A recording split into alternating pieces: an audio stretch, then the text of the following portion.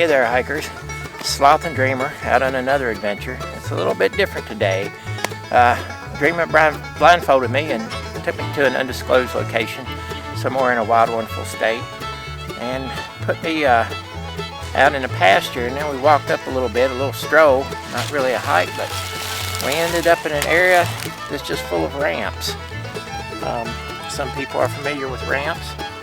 They grow wild out in the mountains in the early spring when things are just starting to bud out, and they were a mountain tradition. The mountain people look forward to eating them in the spring. They called them a spring tonic and felt it probably helped out their digestive tract after they've been eating salted things all winter long. And just one of the early greens that come out, and it's a strong little plant. It's got the leaves and the bulbs that you can eat, and some people will chop them up and put them in omelets or potato soup or salads. Some people put them in eggs, and some people just eat them raw with a little bit of butter or olive oil, something like that.